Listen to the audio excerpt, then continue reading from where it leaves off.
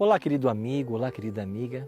O nosso texto para a meditação de hoje, Romanos capítulo 5, verso 12.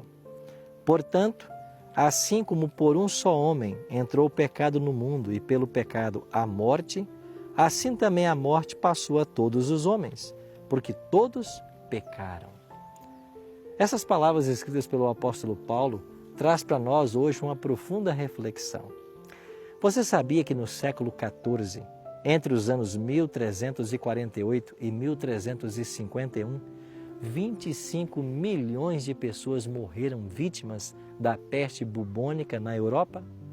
A praga ficou conhecida como a peste negra, uma doença causada por uma bactéria que vive em pulgas de ratos. Devido à falta de higiene e à quantidade de ratos e lixos espalhados pelas cidades, o mal se alastrou rapidamente, matando 25% da população europeia. Dos que foram contaminados, poucos escaparam. Essa foi a pior praga que se tem registro. Depois, entre 1665 e 1666, outra epidemia de peste bubônica atacou novamente a Grã-Bretanha e matou cerca de 70 mil pessoas. A doença só foi contida por causa do incêndio de 1666, que destruiu quase toda a cidade de Londres. A bactéria responsável pela peste chama-se Yersinia pestis. Ela encontra no corpo da pulga, formando um caroço na garganta do inseto. Devido ao caroço, ao invés de engolir, a pulga expele o sangue, contaminando de suas vítimas de volta à corrente sanguínea das pessoas.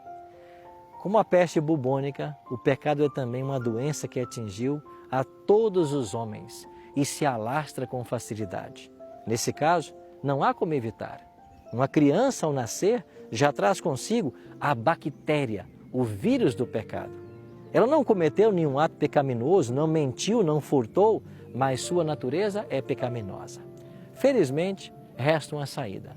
Assim como o fogo destruiu a praga de Londres, o sangue de Cristo pode purificar nossa natureza pecaminosa e nos tornar filhos e filhas obedientes ao Pai Celeste.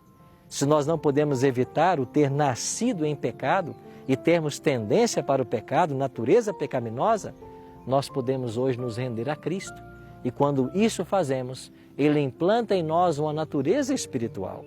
E essa natureza espiritual pode sobrepujar a natureza carnal.